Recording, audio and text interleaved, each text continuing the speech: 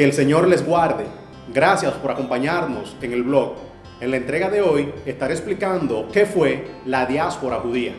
Este es un tema transitorio, pues considero necesario explicar primero qué fue la diáspora antes de entrar a explicar qué fue el Concilio de Jerusalén y el impacto que tuvo en la Iglesia Apostólica este importante acontecimiento histórico.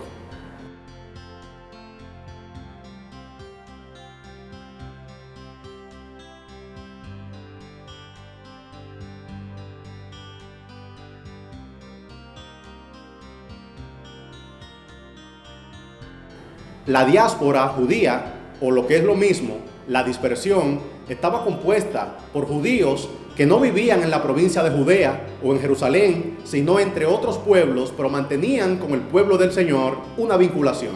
Esta era una vinculación étnica, una vinculación religiosa o quizás hasta un vínculo emocional. Muy probablemente no hablaban la lengua de sus padres, sino otras lenguas, pero ellos mismos se consideraban aún judíos y parte del pueblo del Señor. Estos judíos de la diáspora tenían unas características que eran muy particulares. La primera de ellas es que eran mucho más liberales que los judíos que habitaban en la provincia de Judea, principalmente en la ciudad de Jerusalén. Aquellos que estaban en Jerusalén eran el núcleo duro, el núcleo fuerte, era el más fuerte ritualismo, eran las personas más celosas de las leyes y las tradiciones de sus padres. Sin embargo, los judíos que no vivían en la provincia, la diáspora, eran judíos mucho más liberales. También estos judíos de la diáspora tenían una afinidad con otros pueblos que no tenían los judíos de la provincia.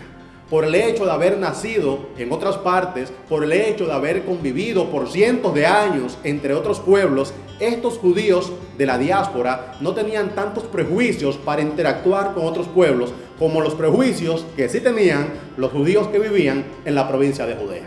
Otra característica de ellos es que eran judíos muy cultos. Muchos de ellos hablaban 2 y 3 idiomas. También eran judíos acaudalados materialmente, que no solamente tenían bienes materiales, sino también que contribuían con sus hermanos que habían quedado en la provincia.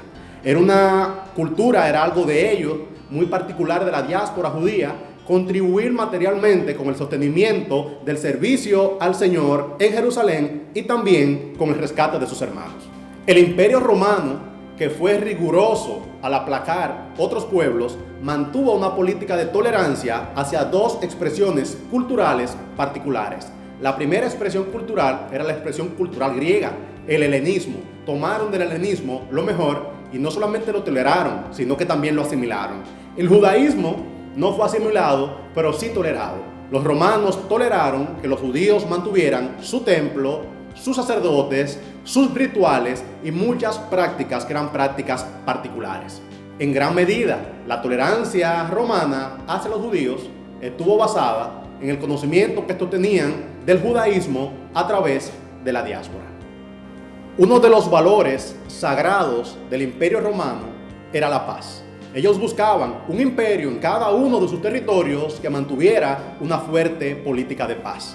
Esto, para los judíos de la dispersión, era una gran cosa, algo loable. Sin embargo, en la provincia, una de las facciones judías que operaban allí, porque no era solamente una, sino que estaba fragmentada en diferentes partes, entendía que la vocación del pueblo judío era volver a retomar sus plenas libertades a través de las revueltas.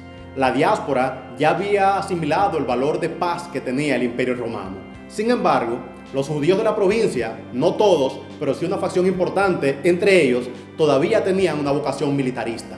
Entendían que el pueblo del Señor tenía que recuperar no solamente la posibilidad de tener un templo y sus sacerdotes, sino su pleno dominio del territorio y sus plenas libertades. Los judíos de la diáspora querían la paz. Parte de los judíos de la provincia retenían esta vocación militarista. Se pueden mencionar más diferencias entre los judíos de la provincia y los judíos de la diáspora. Otra más, el judío de la diáspora no era un judío ritualista. La expresión religiosa suya era la sinagoga. La sinagoga comenzó en tiempos del cautiverio, cuando los judíos no tuvieron acceso a presentar sacrificios en un templo. La sinagoga daba ciertos servicios religiosos, pero estaba geográficamente deslocalizada. ya no tenían que ir a un territorio específico, a un lugar específico. Habían sinagogas en todas partes. Era muy parecido a lo que es la iglesia contemporánea. Es una institución que opera en templos formalmente establecidos o en lugares de reunión que eran más bien coyunturales. La diáspora judía no se reunía en un templo, se reunían en las sinagogas, y entre ellos, los que podían, los que tenían los medios y el deseo de hacerlo, se trasladaban hacia la provincia, hacia la ciudad de Jerusalén, solamente a celebrar fiestas muy específicas. La diáspora también tenía las Sagradas Escrituras. Sin embargo, leían las Sagradas Escrituras no en hebreo antiguo, la lengua de sus padres, sino que la leían en griego. Un gran proyecto de la diáspora fue la traducción de las escrituras judías inspiradas o sagradas y también otros libros valiosos desde el hebreo antiguo hacia el idioma griego, que era la lengua que ellos podían entender y de hecho era la lengua que ellos usaban en su día a día. La diáspora judía emprendió este proyecto literario que fue la traducción de libros judíos sagrados e inspirados y libros valiosos desde la lengua de sus padres hasta la lengua que ellos conocían y en la cual se podían comunicar. Esta traducción de la Septuaginta tuvo también unas amplias implicaciones en la vida de la Iglesia Apostólica. Las razones por las cuales he estado explicando la diáspora es que pronto estaré en esta serie de publicaciones introduciendo un personaje y también un acontecimiento. El personaje es el apóstol Pablo, un digno representante de la diáspora judía, y el acontecimiento, el concilio de Jerusalén. Gracias por acompañarnos en este blog.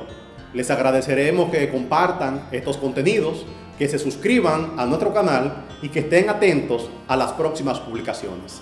Que el Señor les bendiga.